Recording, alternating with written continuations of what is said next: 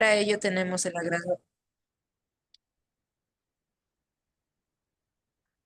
de dar la presentación al doctor Daniel Ontiveros Tames, abogado boliviano con más de 20 años de experiencia en Derecho Constitucional Penal, Justicia Restaurativa y Derechos Humanos, doctor en Ciencias de la Educación e Investigación de la UPA y en procesos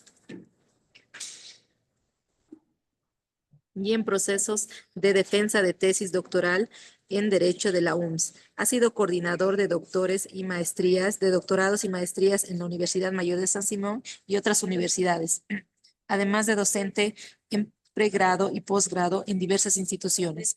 Se desempeñó como vocal del Tribunal de Ética de Abogacía de La Paz, representante del Viceministerio de Transparencia y socio de la firma internacional Tercera, autor de libros y manuales sobre justicia restaurativa y derecho constitucional. Nuevamente, tenemos el agrado de darle la bienvenida al doctor Daniel Ontiveros Tames. Muy buenas noches, doctor. Podemos iniciar, por favor.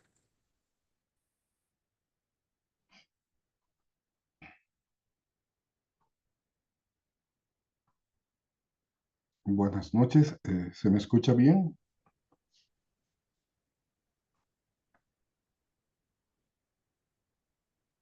Sí, doctor, buenas noches. Muchas gracias. Bueno, primero para mí es un gusto recibir una invitación de esta naturaleza para poder acompañar un programa tan importante como es un diplomado en el área de justicia juvenil restaurativa. Es algo que he venido trabajando por muchos años. En algún momento había entendido de que tal vez sentarse en algún momento esta temática y pues me daba mucha pena, me da mucha pena porque la trascendencia de la justicia restaurativa en los sistemas de justicia moderno el día de hoy es muy importante, es muy determinante. Entonces, voy a entrar al grano para que todos queden más conformes. Voy a compartir algunas diapositivas y el resto les voy a ir explicando, siendo que este es un proceso dinámico, es un proceso de conocimiento que les va a importar muchísimo determinar el alcance y así de esta manera inclusive tomar una decisión de continuar los estudios en esta área. Es muy importante que estén atentos para conocer cómo se maneja en un sistema nacional la justicia restaurativa y cuánta deficiencia tiene nuestro país en este momento con la justicia restaurativa, ¿no? Es muy importante asumir conciencia de lo que está sucediendo en el país y cómo se está manejando todos estos temas que son muy importantes y relevantes. Les voy a compartir primero una parte de una presentación que me ayuda mucho a entender eh, este tema. ¿Me avisan, por favor, si se ve la presentación?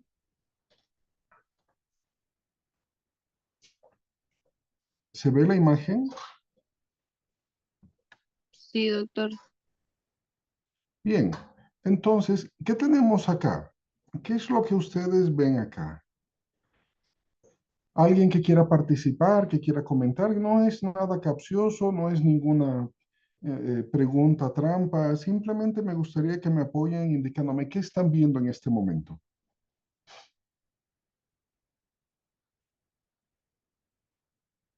¿Alguien que se anime? Puede ser, perdón, Sí, un adelante, adolescente Patricia. golpeando un clavo. Perdón, veo un Exactamente. adolescente, ¿no? Porque no se puede ver un niño. Es un adolescente con un martillo grande Ujú. golpeando un clavo. Exactamente. Lo has descrito con total precisión.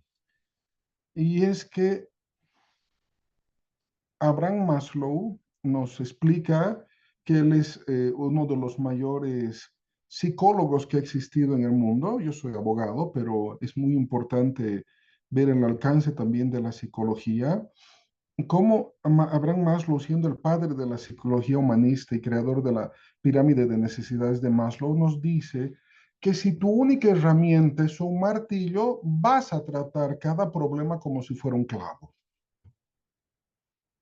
¿Cómo resolvemos los conflictos? ¿Cómo resolvemos nosotros en el cotidiano? Porque para hablar de una especialidad de niñez, adolescencia, de justicia juvenil, para hablar de un grupo etario específico, que es la adolescencia entre 14 y 18 años, y cómo vamos a abordar con su protección especial hasta los 25 años, y les voy a contar algunos antecedentes de la esencia misma de cómo se ha trabajado el Código Niño, Niña, Adolescente, y dónde están en las bases en las que se han fundado ciertas modificaciones que no era necesario, pero bueno, un momento político, histórico también requería de la transformación de todas las normas, nos hace notar que es como los derechos humanistas, ¿no? Yo escucho a algunos abogados que dicen, yo soy un protector de los derechos de la niñez y adolescencia, llegan a casa y ningún respeto a los niños, es puro discurso. Los derechos humanos, lamentablemente, cuando no se los viven, son puro discurso.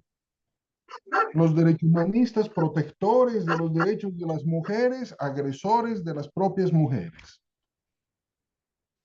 Diputados, asambleístas, ministros, denunciados por agresión de mujeres, pero en discurso son grandes protectores de los derechos de las mujeres. Los derechos de los animales, que hoy la realidad nos evidencia que hay una gran empatía en una población votante muy relevante, muy importante, y salen con su discurso por los animalitos. ¿Saben qué? Trabajar en los derechos de las mascotas es tan relevante como trabajar en los derechos de los seres humanos. Porque una persona que se acostumbra a maltratar a un animal no va a tener ningún problema y no va a sufrir y no va a tener ninguna pena de maltratar a un ser humano. Y lo mismo pasa si los cuida. Una persona que tiene respeto por los animales va a tender, seguro que no es una regla cerrada, pero va a tender a tratar de una manera muy humana y muy respetuosa a otros seres humanos porque va a esperar que tenga el mismo trato. Entonces, ¿qué es lo que hemos vivido históricamente? Pues nosotros hemos aprendido a sancionar, a castigar. Más parece una reflexión psicológica de autoestima, de crecimiento personal y bueno, y también lo es porque yo siempre lo digo y cuando he escrito un libro y he hecho unas cuantas tesis sobre la justicia restaurativa, he repetido esto. Un abogado que maneja herramientas restaurativas es un abogado que tiene cualidades distintas a otros abogados. Es un abogado que tiene herramientas poderosas para transformar el derecho y para ganar también justas de debates académicos y debates políticos y debates judiciales. Yo, entre otras habilidades que tengo, también soy profesor de argumentación jurídica, soy profesor de filosofía del derecho en el área constitucional, enseño a litigar y me preguntan, ¿cómo tú manejas justicia restaurativa si enseñas a litigar? Y cuando litigas dices que hay que ser muy duros. Claro, porque hay una antesala, que es la justicia restaurativa. La justicia restaurativa no la vamos a entender como la panacea que resuelve todos los problemas de la humanidad. No es que vamos a enterrar un antiguo sistema y van a hacer un nuevo sistema y va a resolver todos los problemas de los bolivianos. No, es un sistema legal boliviano que necesita ser complementado, reforzado, empoderado para que se maneje de mejor manera. ¿Por qué les doy unas experiencias al inicio? Porque es muy importante tener ejemplos desde diferentes enfoques para entender cuán importante es esta herramienta. Me tocó trabajar con la GIZ como director de carrera de una universidad. Hicimos una beca a más de 70 profesionales para que puedan aprender todo lo que era la implementación de la 348 y el módulo que tenía la universidad tenía 5 módulos, perdón, los 5 módulos eran 4 módulos propuestos por la GIZ, que ellos habían trabajado técnicamente cómo conseguir la detención y la sanción de un hombre. Y yo había propuesto que el último módulo sea la justicia restaurativa en la atención de víctimas de violencia. Y claro, yo tenía como estudiantes muchos jueces, fiscales, porque además era un staff de lujo los profesores que venían para los 4 módulos anteriores, pero ellos habían recibido una información muy concreta relacionada a cómo castigar, a cómo sancionar, a cómo ejercer cárcel para cualquier varón. Y cuando llegaron a mi módulo, trabajamos la justicia restaurativa y muchos decían, y muchas fiscales también me decían, doctor, recién entendemos cómo se cierra el círculo y cuál es el sentido de la norma. ¿Por qué? Porque no es una transformación de la 348, no es una adaptación a ninguna norma extranjera, es retrotraer a la forma de cómo se resolvían los conflictos en la antigüedad. Entonces, esta figurita muy simple de un adolescente que tiene un martillo en la mano es la representación real de lo que nosotros vivimos y aprendemos en la vida cotidiana. Los que son papás me van a entender cómo educan a los hijos. Qué difícil es tener una comunicación, un diálogo. La mayoría de las veces le decimos, cuento tres y te levantas, cuento tres y esto, ¿no? ¿Quién perdona? ¿Quién supera una traición emocional? Tu pareja sale con otra persona. ¿Cuántas personas han sido capaces de dar una segunda oportunidad? No, sancionan, todo es sanción. No hay forma de dialogar, no hay forma de resolver. Todo es sanción. Va a sentir el peso, el yugo de mi venganza, porque así nos han criado. Hasta los papás se encargan de maltratar y lacerar los derechos de los jóvenes, de los niños, de las mujeres. ¿Por qué has hecho? ¿Por qué has hecho? ¿Y por qué has hecho? Y no termina esa pregunta de por qué has hecho. Porque solo tienen una herramienta y es este martillo que ven ahora en la pantalla. Su única herramienta es un martillo. Claro, como no conocen, y eso es como Dios también dijo en algún momento de la Biblia, en un pasaje muy importante, dice, Dios perdónalos porque no saben lo que hacen. Y Dios perdona a los que no saben lo que hacen, pero la diferencia está en que tú que sabes tengas que asumir la responsabilidad. Y les voy adelantando, un valor restaurativo, para mí el más importante, y soy un promotor, y pueden decirlo, identificarme con precisión como promotor de un valor constitucional y de un valor de la justicia restaurativa que se llama responsabilidad.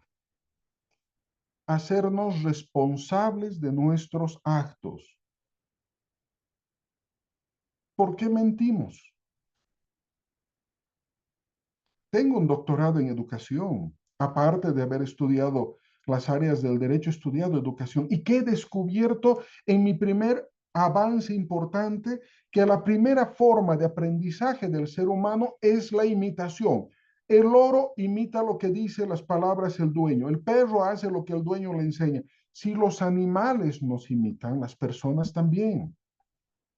Un papá que te dice cuando eres niño, anda a dile al vecino que no estoy, el niño sale hasta como broma. Mi papá dice que no está.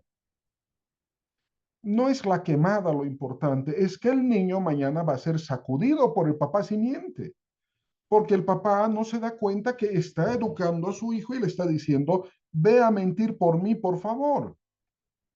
Y el niño piensa en su cabeza y dice, bueno, entonces si mi papá saca ventaja de esta circunstancia, yo mañana que rompa un vidrio de la casa y pregunte quién ha roto, yo voy a decir, no sé, el perro. Entonces el papá va a decir, ¿por qué mientes?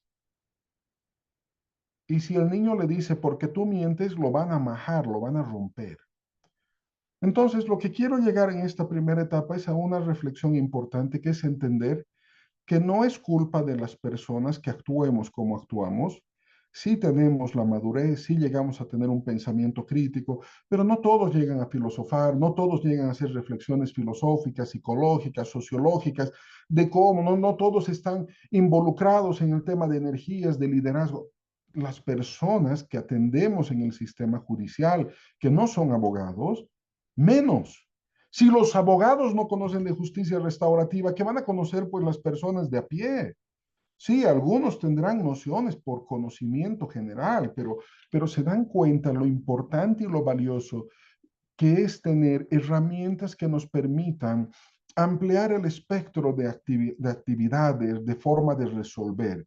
Les voy a dar varios ejemplos, espero que me acompañen y que puedan aprovecharlos porque estos ejemplos son para la vida cotidiana, para la vida judicial, para la vida intelectual, para muchos escenarios conceptualmente de la justicia restaurativa. Entonces, primer elemento que quiero que tengamos muy claro y que tengamos precisión es justamente el hecho de entender que todos hemos recibido las herramientas que nuestros padres, que nuestros abuelos han definido enseñarnos.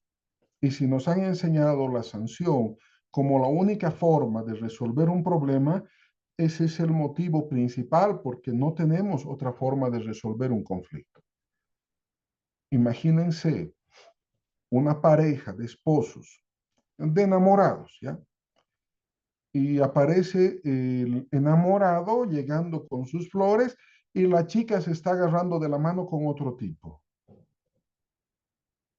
Ese es un escenario que podría decirse que en alguna oportunidad ha ocurrido, en una traición sentimental, y también lo mismo podría ocurrir que la chica llegue con su ramo de flores o con sus chocolates y encuentre al chico con otra mujer.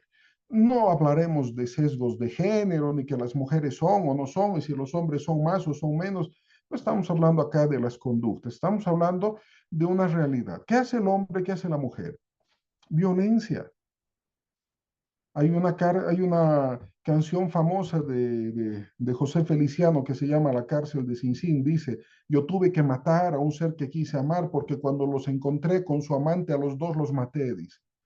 Esa es la historia, esa es la moral que nos ha dejado nuestra sociedad machista, esa es parte de la superación que tenemos que realizar en el proceso de formación de abogados y abogadas con conocimientos profundos en filosofía del derecho y en otras áreas importantes como la justicia restaurativa, que tenemos que entender que las personas son libres.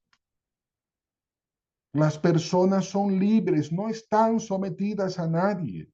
Lo que tienen con sus parejas son acuerdos y en los acuerdos construyen sus propios límites para el resguardo de su psicología, de sus emociones, de su clamor, de sus verdades.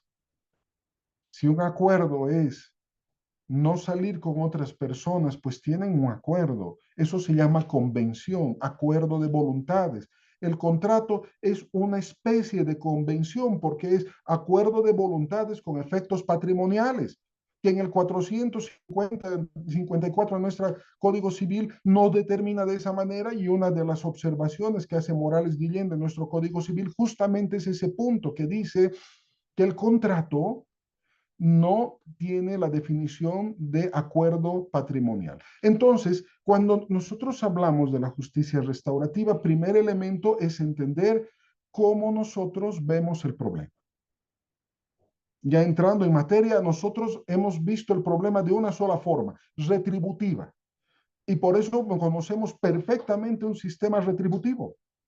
Por eso manejamos de cabo a rabo todos los procedimientos y todo el sistema penal se llama sistema penal sancionatorio. Y los sistemas administrativos se llama sistema administrativo sancionatorio. Toda nuestra visión está en sancionar.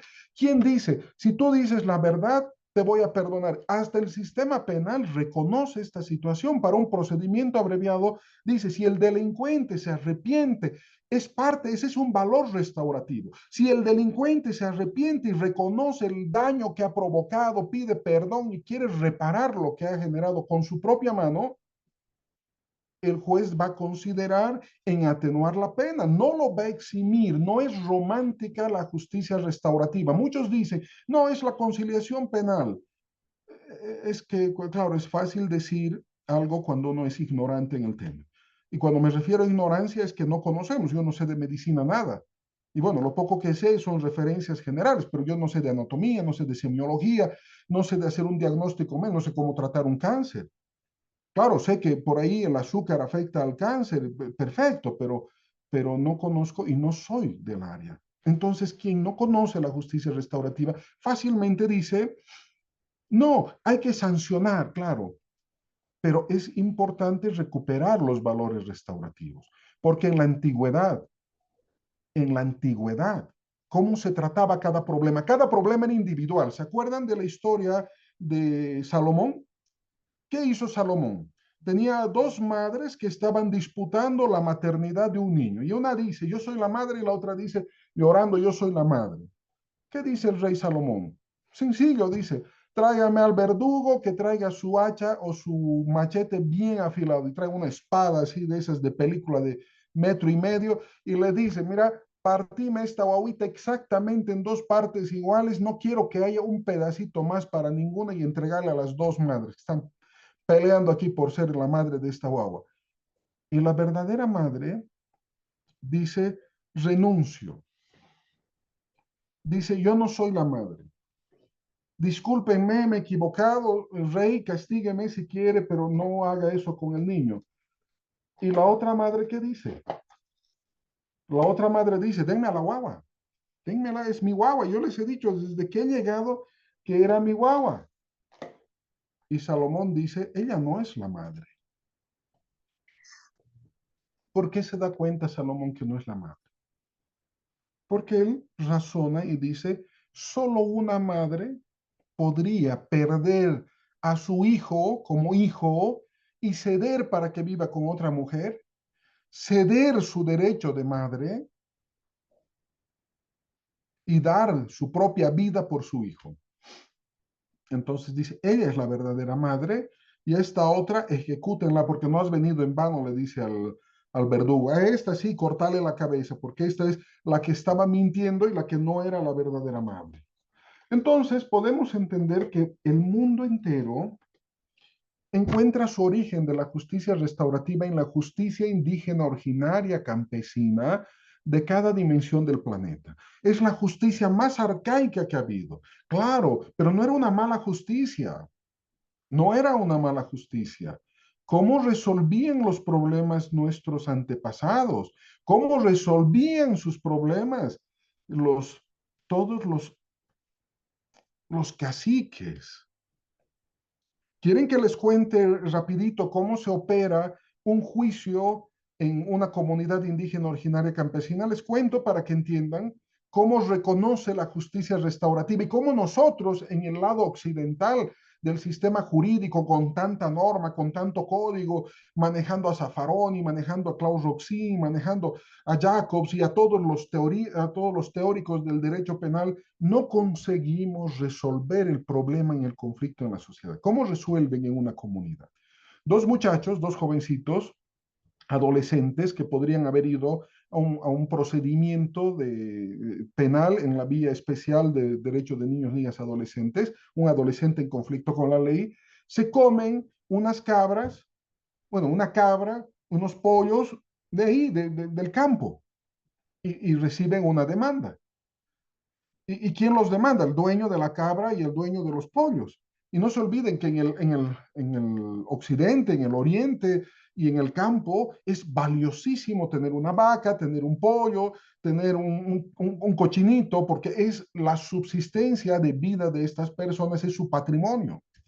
Entonces dicen estos muchachos, perfecto, vamos a armar un juicio, dicen. ¿Qué hacen con el juicio? Agarran a todos los niños y adolescentes de la comunidad, los ponen en primera fila.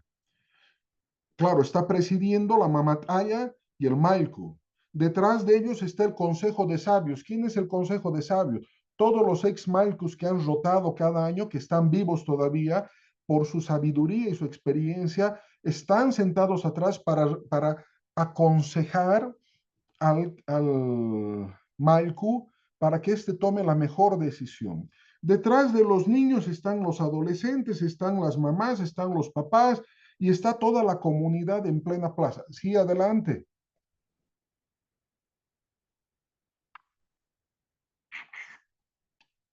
Bien, si quieren después hacen las preguntas, pueden cortarme cuando gusten. Entonces, estos niños que han cometido el acto los ponen delante de toda la comunidad. Y por eso les decía, ¿por qué están en primera fila los niños y los adolescentes? Porque van a entender y se van a responsabilizar de sus actos. el valor que les había dicho al inicio, responsabilidad. ¿Qué es responsabilizarte? ¿Cómo te responsabilizas? ¿Y cómo construyes responsabilidad en tu vida? Cuando no mientes, cuando enfrentas los problemas, cuando resuelves, cuando gestionas el conflicto social y le das una salida constructiva para sanar los lazos rotos en la sociedad. Y así ocurre este proceso. Entonces le dan la oportunidad a que la persona damnificada, el dueño de los animalitos, pueda presentar su caso. Cualquiera se reiría de una cabra, yo se la pago, le compro dos. Yo le pago 2 pollos, no sé, le doy 10 docenas de pollos. Estamos hablando de una comunidad. Estamos hablando donde las dimensiones del patrimonio a veces tienen otro horizonte que no son los occidentales que nosotros tenemos. Pero en ese momento para ellos es muy importante quién se ha comido su cabra. Su honorabilidad, el respeto, la comida de sus hijos estaba en lo que la cabra daba leche y demás cosas. Entonces empieza el proceso y le piden a que hablen a los niños, ¿no? O los adolescentes. Los adolescentes dan su versión y dicen, no, no sabíamos, dicen, estábamos en el campo, ahora 3 días que estábamos en el campo y no sabíamos dónde encontrar comida y bueno, vimos a la cabrita y a los pollos y como se estaban moviendo por ahí, pensamos que no era de nadie. ¿Y quién está detrás de este niño y de estos 2 niños? ¿Saben a quién colocan dentro del proceso? A los papás, padre y madre, ponen a los padrinos. ¿Por qué? ¿Qué es el padrino? ¿Quién es el padrino? El padrino es el sustituto del padre y de la madre. ¿Y qué genera el padrino en la vida de nuestra sociedad? Genera valores. Entonces los padrinos también están enjuiciados ahí en esa comunidad. Aparte de los padrinos, ¿quiénes más son responsables de la educación de estos 2 chicos? El cura. Porque en una comunidad indígena originaria campesina le admiten al cura y hasta la iglesia, ustedes saben cómo ha trabajado en todo el mundo, ¿no? Son propietarios de la catedral en cada capital de departamento y en cada pueblo tienen un patrimonio constituido con una iglesia construida por todos los laicos. Y ahí está el cura. ¿Por qué? Porque si le admiten al cura estar presente en esa comunidad, tiene que generar valores. Si no, ¿qué hace ahí? ¿A quién más ponen? Al profesor del colegio. El profesor del colegio, sí, porque el profesor del colegio antes, lamentablemente antes, era una eminencia. Cuando caminaba por la calle, la gente se sacaba el sombrero, decían, es el profesor, porque educaba a todo el pueblo, educaba a todos los niños, educaba a todas las personas, tenía valor moral de decir todo lo que tiene que hacer. No embaraza a jovencitas, no se aprovecha, no le saca ventaja a la gente de los pueblos, no se va a hacer plata. Tiene que ser una persona responsable y tiene que ser una plomada andante. Y finalmente, el último que está involucrado, y ustedes dirán, pero ¿cómo lo han metido si no tiene nada que ver con los chicos? Sí, el policía del pueblo. Estamos hablando de que los pueblos tienen 1, 2 o 3 policías. ¿Por qué? Porque es un acuerdo, es una coordinación que tienen las autonomías en Bolivia, donde debe haber un policía para resguardar la ley y el orden. Entonces dice, es la representación de la autoridad. Al único que no lo meten ahí es al juez, porque como el juez tiene jurisdicción a nombre del Estado, no lo pueden procesar en cada situación, porque él va a juzgar en la vía ordinaria cuando corresponde. Entonces lo ponen al policía. Y cuando termina el debate, cuando terminan de observar todo lo que ha ocurrido en la comunidad, ¿a quién se sanciona? No lo sancionan a los chicos, no lo sancionan, a los 2 chicos no lo sancionan. Sancionan a los padres, a los padrinos, al profesor, al cura, a todos. ¿Para qué? Para que estos hagan un trabajo comunitario. ¿Y qué promueve? ¿Qué es lo que promueve este tipo de sanaciones? Le otorgan la confianza a los 2 jóvenes para que se reincorporen a la comunidad Ya, ya. bajo el compromiso de que van a ser observados fielmente, van a ser seguidos por todos los ojos, toda la comunidad resuelve el problema. Toda la comunidad, si hay alguien que esté en desacuerdo, va a levantar su mano y va a decir, yo no estoy de acuerdo. Pero cuando todos dicen, está bien esa sanción, porque los chicos están recibiendo su lección, se están enfrentando a todo el sistema, están siendo observados por cada uno de los vecinos, cada uno de los comunarios. Entonces, la justicia restaurativa sana heridas que se generan y el trabajo comunitario va a compensar el daño que ha provocado los actos de estos chicos. Y va a trabajar el policía. ¿Subirnos la pendiente? Nos conviene subirnos la pendiente. Por favor, sus micrófonos. Lisette Rocha, por favor, gracias. Entonces, se van a sanar estos hechos. Sí hay cosas que se han discutido, que han dicho que no es justicia restaurativa, como por ejemplo la deslealtad o el engaño dentro de lo que es la vida comunitaria. Los comunarios dicen es quencha para todos. Dicen, si la mujer se ha metido con otro hombre, va a haber quencha, va a haber sequía, no va a haber cosecha, no vamos a producir lo que hemos producido los otros años. ¿Y qué hacen? La ponen a la mujer desnuda en el río para que en la noche el agua purifique toda la maldad que ha traído y la lleve muy lejos, lo más lejos posible. Sí, eso sí es un poco arcaico y peligroso porque dicen que si muere la mujer mejor, porque así toda esa maldad se va con ella y liberan al pueblo. Pero esos actos son metafísicos. Esos actos son metafísicos porque cuando en tu vida hay mentira, cuando en tu vida hay maldad, cuando en tu vida hay daño, cuando en tu vida hay destrucción, también atraes lo mismo. Una persona que despierte y le dice a los amigos, a la familia, que les desea mucho éxito, mucha felicidad, está deseándose a uno mismo. A uno mismo le está deseando el éxito y la felicidad. Entonces, esa metafísica es muy importante en el derecho.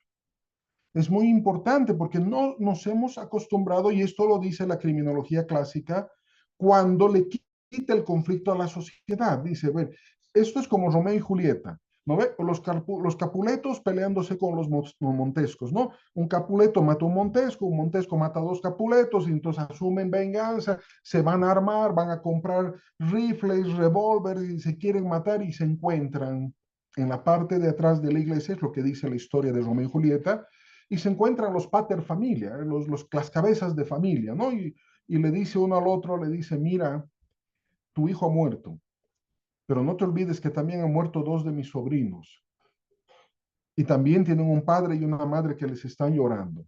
Si nos seguimos matando, va a ser cíclico, vamos a agotarnos, nos vamos a matar todos contra todos.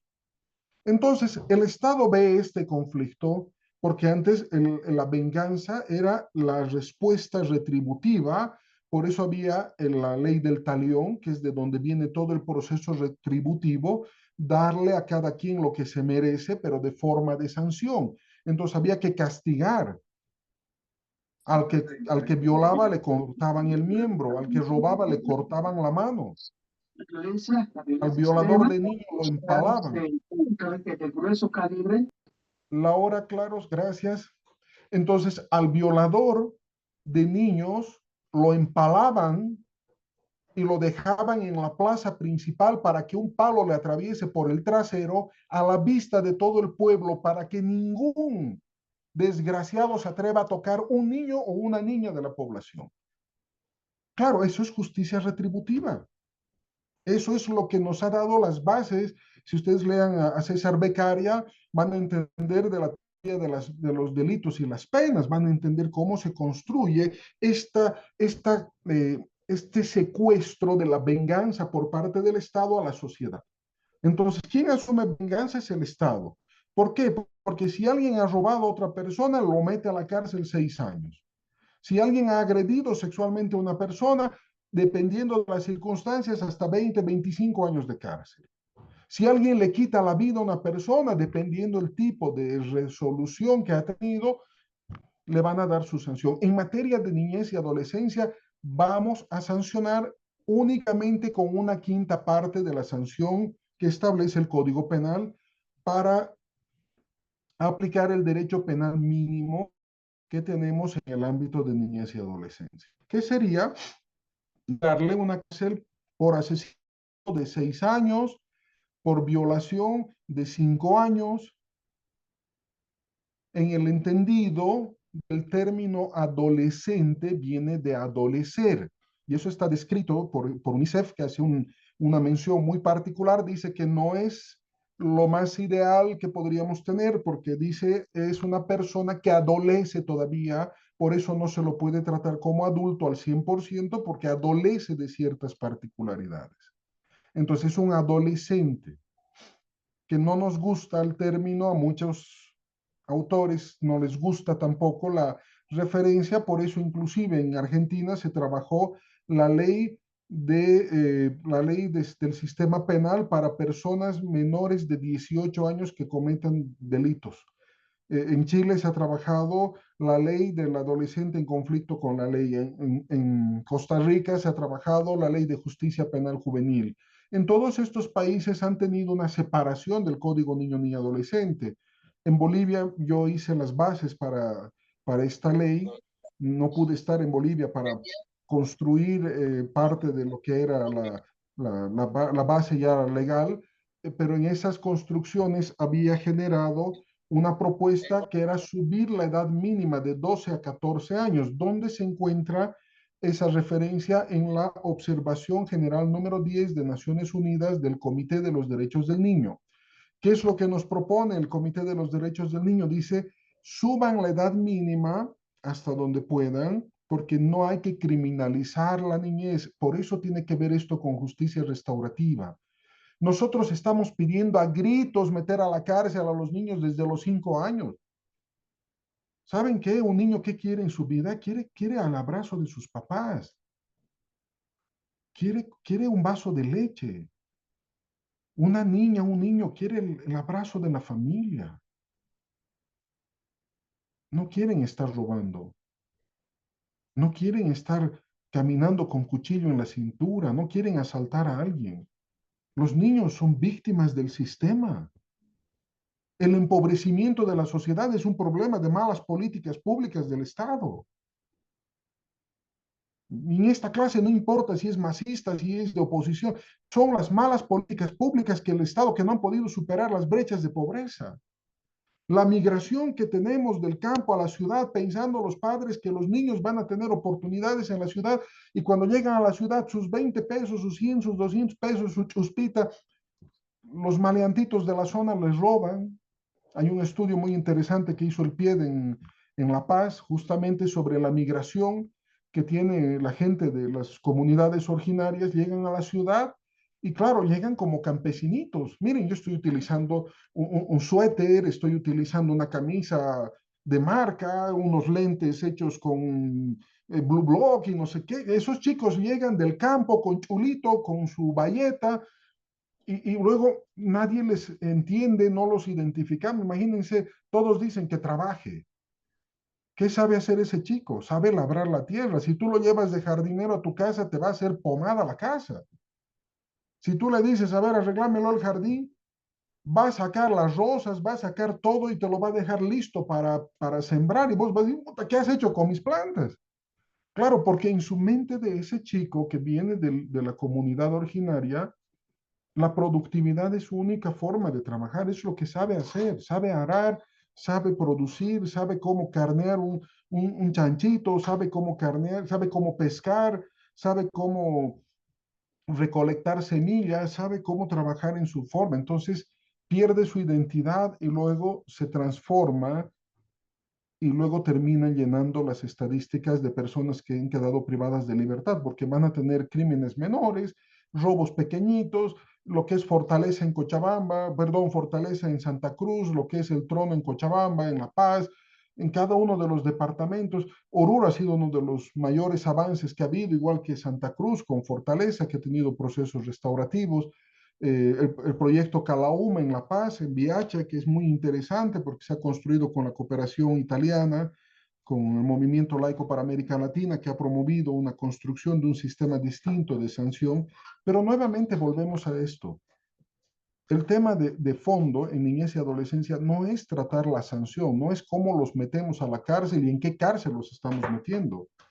El tema es de fondo cómo abordamos el tema de la niñez y adolescencia, cómo generamos responsabilidad en la sociedad, en las personas adultas, en los niños, en los adolescentes, en todas las personas que puedan promover valores y cómo la sociedad se responsabiliza de controlar el delito. Y no necesariamente tendríamos que estar, no necesariamente tendríamos que estar atendiendo con privación, con cárcel, con todo. Ustedes leen el artículo 23, Romano 2 de la Constitución Política del Estado y habla específicamente que en el caso de adolescentes en conflicto con la ley no se aplicarán las medidas de privación de libertad. Excepcionalmente tienen que aplicarse estas por ser una medida extrema. ¿Y cuál es la regla? Claro, hay una sensación de criminalidad de la juventud porque decimos, miren, un chico, sí, de 15 años, viola a una niña de 2 años. Viola, es decir, violación. ¿Por qué? Porque ese niño está reproduciendo lo que ha vivido. Está reproduciendo lo que ve todos los días y tal vez está siendo criado en un lugar insano. Hay que ver si las medidas deberían ser de protección y sacarlo de ese lugar. ¿Qué creen que reproducen los niños? Reproducen lo que hacen los adultos. Nuevamente les digo, un niño de 15, 14 años quiere estar en los brazos de su madre, no quiere estar enfrentándose con nadie a cuchillo limpio.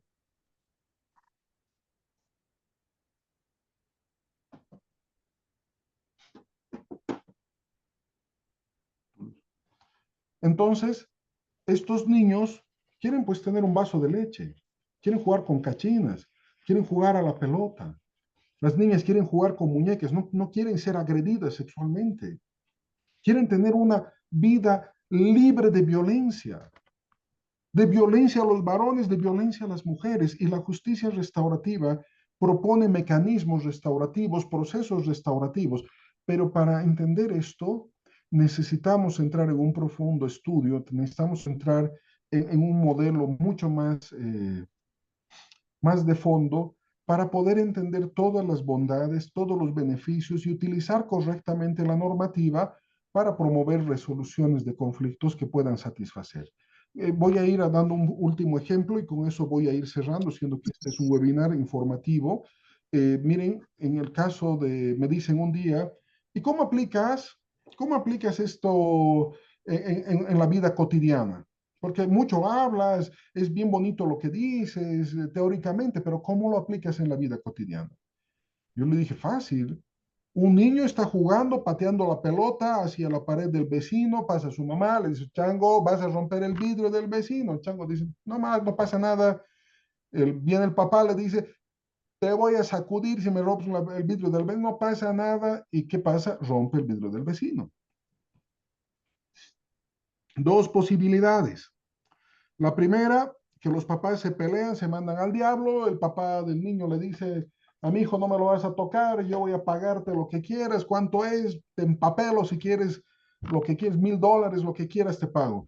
La otra posibilidad es que la mamá y el papá agarran de la mano al niño, lo llevan a la casa del vecino, tocan el timbre, sale Pedro, que es el dueño de la casa del vecino, el vecino, sorprendido, les dice, hola, ¿cómo están? Y bueno, Juan le dice, por favor, le dice, queremos hablar contigo, especialmente mi hijo tiene algo que hablar contigo, ¿nos puedes invitar a pasar? Y bueno, queda un poquito choqueado Pedro, porque pensó que iba a haber ahí un enfrentamiento, porque cuando te rompen el vidrio ya sabes que es un problema, por lo que estamos viendo en este niño. Si tu única herramienta es sacarte la mugre, o te sacas a puñetes, o vas a la policía, o de alguna forma van a arreglar, ¿no? Entonces, pero bien raro, ¿no? Pasan y José le dice a su hijo, Joselito, le dice, habla con Pedro y dile qué es lo que ha pasado. Y la mamá le dice, hijito, dile la verdad que ha pasado. Y el niño empieza como cualquier historia, mintiendo. No, yo no quería patear, yo me he tropezado, yo he hecho así un amague y cuando me he caído ha salido la pelota. Todos sabemos que es mentira. ¿Por qué? Porque también enseñamos eso, ¿no? A las excusas. Y eso es falta de asumir la responsabilidad, porque Hasta Dios decía, la verdad os hará libre. Entonces, en eso, la esposa de Pedro baja las gradas y al bajar las gradas tiene un niño en brazos. Y le dice al niño, ¿tú eres el que ha pateado la pelota? Y el niño por primera vez se queda tan callado, tan seco, y le dice, ¿sabes que casi matas a mi hijo? Joselito se queda pasmado, dice, ¿cómo? ¿Sabes que casi matas a mi hijo? Porque yo pongo a las 3 de la tarde a mi niño en su cunita al lado de la ventana para que le dé el sol a los piecitos y lo caliente. Y tu pelota ha caído al lado de la cabecita y ha llenado de vidrios toda su cuna. Gracias a Dios mi hijo está vivo. El niño por primera vez está asumiendo su responsabilidad de los actos que ha cometido. Por primera vez está ubicando la dimensión del daño que ha ocasionado con un simple juego de pelota. Y el niño se lanza a los pies llorando, eso se llama en justicia restaurativa acto positivo. Ya es una reacción natural que tiene la persona que ha asumido responsabilidad y se lanza a los pies y se pone a llorar y le dice, lo siento, discúlpeme, le juro que no voy a volver a patear la pelota así, no sabía, no tenía idea que su hijo estaba ahí. Y le pregunta todavía al niño, miren esto, lo que pasa luego, porque eso es un acto de confianza, le dice, ¿puedo ver al niño? Y la mamá le muestra al niño y ve Joselito al niño y se pone a llorar más todavía porque ve una criatura tan chiquitita, tan, Dios mío, dice, y si lo mataba, ¿cómo iba a vivir con eso en la conciencia? Joselito ya ahí había experimentado una situación inaudita. Imagínense si el padre le gritaba a Pedro, decía, no me jodas, te voy a pagar lo que quieras, ¿cuánto es? 1,000 pesos, te pago 1,000 pesos. Bueno, punto. Pero ni siquiera nos enseñan la responsabilidad de asumir nuestros actos. El niño agarra, hasta ahora en qué momento hablaron de dinero, hasta ahora en qué momento dijeron cuánto cuesta, que esto ha costado 1,000 pesos. No, los abogados llevamos los conflictos al lado del dinero. ¿Cuánto es? ¿Cuánto arreglamos? ¿Cuánto quieres? En el fondo no se resuelve el conflicto. Porque Joselito está asumiendo, está dando la cara por primera vez, ya no puede zafarse, está frente a la mamá, al papá y frente al niño que casi mata. Ahora se paran, se disculpan, se arregla la situación, como les dije, se reenlazan los lazos rotos en la sociedad y al salir Pedro le dice a Juan, te mandaré un QR y con eso yo hago arreglar y te mando el QR cuánto es. Perfecto, listo hermano, esta misma tarde lo hago arreglar, te estoy mandando el recibo, listo. El tema económico se arregló al final. Fue el menos importante. No era un problema el tema económico, el problema de fondo es las herramientas que tenemos para resolver un conflicto. Y no acaba acá, no acaba acá. Sale Joselito, sale José y sale la mamá. Y en el camino la mamá se da la vuelta y le dice al niño, oye Chango, ahora nos debes 400 bolivianos. Y el niño dice, ¿cómo? Si yo no trabajo, ¿cómo les voy a deber? Sí, pero tú has pateado la pelota, tú has roto el vidrio y tú nos debes 400 pesos, lo que le debemos a Pedro. Y el papá le dice, mira Chango, cada sábado yo llevo mi auto a lavar al parqueadero y me cobran 40 bolivianos. Me debes 10 lavadas del auto. Y el auto es de la casa, usamos la mamá y yo, y tú tienes que lavar 10 sábados consecutivos. Y Joselito dice, pero si yo juego fútbol en el Tawichi, que no sé qué, y tengo partido todos los sábados. Qué pena, Joselito. No lavas el auto, no hay fútbol. Nadie te está obligando a nada, tú te vas a pagar lo que debes. Ese niño en la segunda, en la primera lavada de auto del primer sábado, se va a arrepentir de haber cometido esos actos, va a tener todos los cuidados, no va a volver a mandarse una pavada de la vida. ¿Por qué? Porque él está aprendiendo una lección. Por eso no es eximiente de responsabilidad. No es que el niño se arrepiente y todos felices y como si fuera una película de Walt Disney, todo el mundo termina feliz en fiesta y todos felices. No, se pagan las consecuencias. Les doy un último ejemplo en materia de familia, porque siempre hablamos de materia penal. Les doy un ejemplo más de materia de familia. Una mujer demanda al marido en otro país, por donde hay justicia restaurativa en materia familiar, y le dice al restaurador, le dice que quiere divorciarse, y el marido llega a la audiencia porque es invitado. No es conciliación, es un proceso restaurativo, y entra pues así: a ver, primero yo voy a aclarar que yo no le he pegado nunca a esta mujer, yo no le he hecho faltar ni un peso, yo no le he tratado mal, yo no le he dicho absolutamente nada en mi vida. Y el restaurador le dice: disculpe, pase por favor, tome asiento, vamos a tener una conversación. La mujer dice: tiene razón, todo lo que ha dicho mi marido es cierto, nunca me ha pegado, nunca me ha dicho palabras groseras, nunca me ha dicho, nunca me ha limitado el tema económico. De hecho, trabajo, compartimos, nunca hemos tenido problemas en eso. Entonces le dice el restaurador: entonces, ¿nos podría contar cuál es el motivo de su separación? ¿Por qué está pidiendo el divorcio? Y le dice: sí, porque este hombre, desde que nos hemos casado, me hace referencia a mi figura física y me dice gordita, rechonchita, caramelito, tiguisita, bomboncito, tocinito. No tiene idea todos los denominativos que me ha dado en su vida. Y ha destruido mi autoestima. Hoy no me siento mujer. Hoy no me siento atractiva. Hoy no me siento bien para estar con él. De hecho, cuando él me toca, me doy vergüenza. Me duele el alma. Él ha destruido, me ha destruido como mujer. Y el hombre se pone a llorar, pero amargadamente se lanza a la cintura de la mujer, la abraza y le dice: amor, yo no sabía que te había hecho todo este daño. No podía creer que yo te he hecho esto, le dice, y no me imaginé que te estaba haciendo daño. Y la mujer lo abraza también. Y le da un beso en la frente a su marido, porque él lloraba amargadamente y le decía: no sabía que te estaba haciendo este daño. Y el hombre le dice: perdóname. Perdóname porque, mira, en mi casa todos nos decíamos de todo. Mi hermano era el tachuela, el otro era el botijas, el otro era el no sé qué, teníamos el primo que era el negro, y todos teníamos apodo, pero nosotros nos hemos criado así. Y la mujer le dice: sí, tú te has criado así, pero yo no.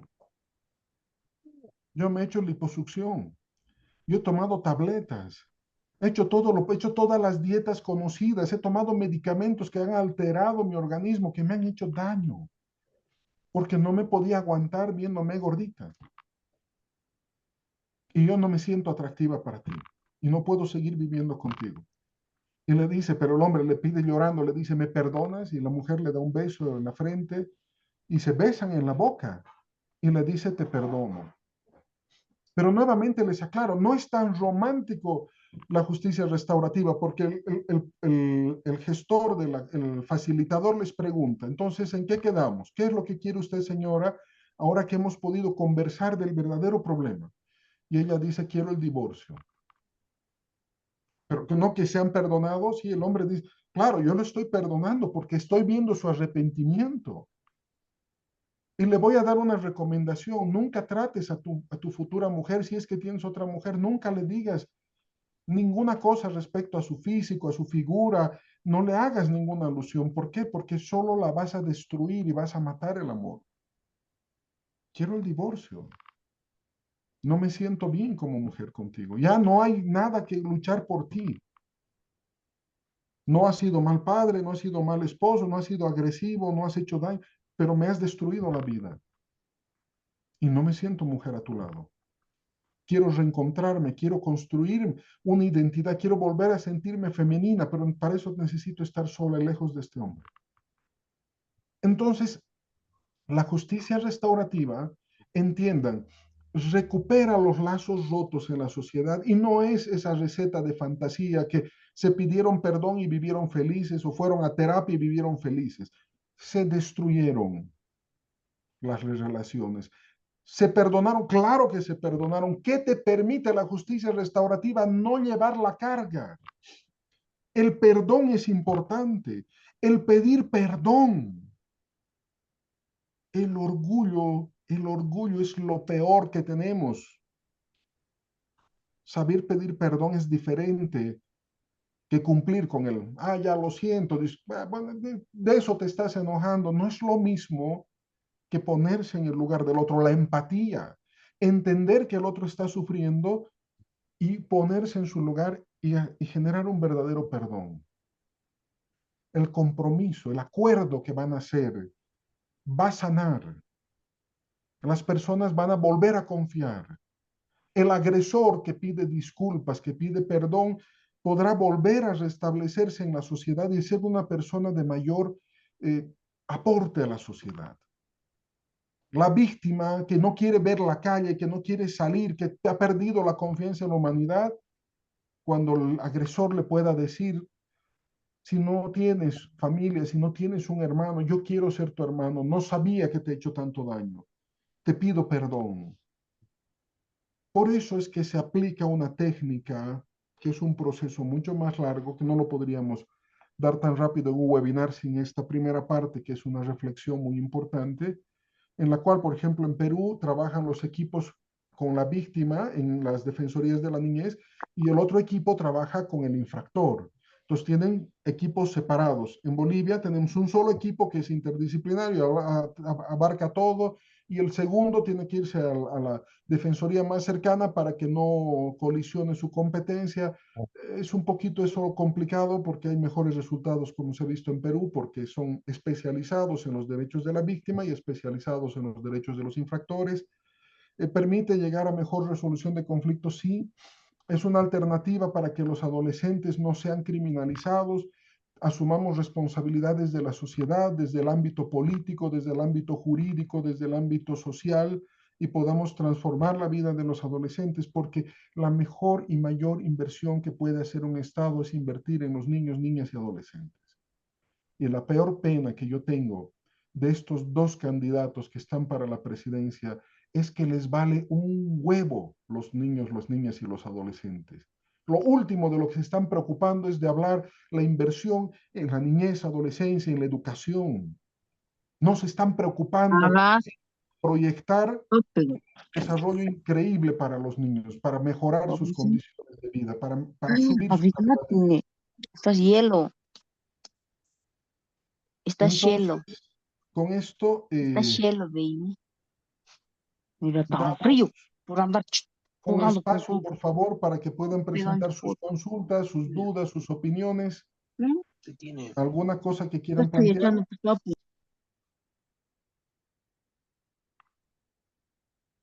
Alguien que quiera participar, quiera dar su opinión, alguna duda que tenga, que quiera que se aclare para ir cerrando este webinar. Buenas noches, doctor. ¿Me escucha? Buenas noches. Le habla Jesús Mariño, aquí de Pando. Jesús, qué gusto. Soy psicólogo, que recién me integré al equipo técnico anteriormente conocido como los CDGs. En los primeros meses veo que en esta situación de ser parte de un equipo multidisciplinario, extrañamente veía en los autos de los jueces, tenemos tres jueces aquí de primera, segunda, tercera, que emiten sus autos culminatorios para una valoración psicológica de un adolescente infractor. Te dan 3 días, 10 días, y es algo preocupante cuando se emite este tipo de, de culminatorias que van, es como hacer un objeto. Sabemos que la etapa crítica del adolescente está entre la etapa final de la infancia, que es de 12 años, y el inicio de la adolescencia, que es a partir de los 13, 12 años, 13, 12 años. Es una etapa crucial. Sin embargo, nos emiten 3 días, nos emiten a lo mucho que veo 10 días, pero algo, algo como fuera un objeto a los casos de los adolescentes. ¿Cómo esto nos puede algo dar alguna, digamos, aseveración, alguna orientación, porque es lo que emiten aquí y muchas veces llega y yo veo que 3 días, yo no puedo hacer una valoración si un adolescente está en una crisis, está subsanando algunas veces algún accidente o alguna infracción que está choqueado. Entonces, abordarle en 3 días es algo, creo que fuera de lugar, desde mi punto de vista. No sé cómo me puede dar una orientación al respecto de esto. Gracias, doctor. Mira, Jesús, vas a tener que cumplir la orden judicial porque no la puedes rebatir. Lo que puedes hacer es anunciar de que la valoración que estás recibiendo es parcial, no cumple todo el proceso, que necesitas más tiempo, pero no dejes de cumplirla porque no te olvides que el juez tiene la facultad de comminar y las combinatorias son obligatorias y recaen con responsabilidad. Denota bastante desconocimiento de la temática de derechos humanos de niños, niñas, adolescentes. Es cierto, no conocen la estructura de dependencia y de construcción psicológica que tienen los niños, ¿no? Porque de los 13 a los 18 años inclusive, ya la injerencia del padre, de la madre, apenas es del 10%, porque ellos ya han construido una identidad que aborda el 90% y requiere pues otro tipo de abordaje. Entender técnicamente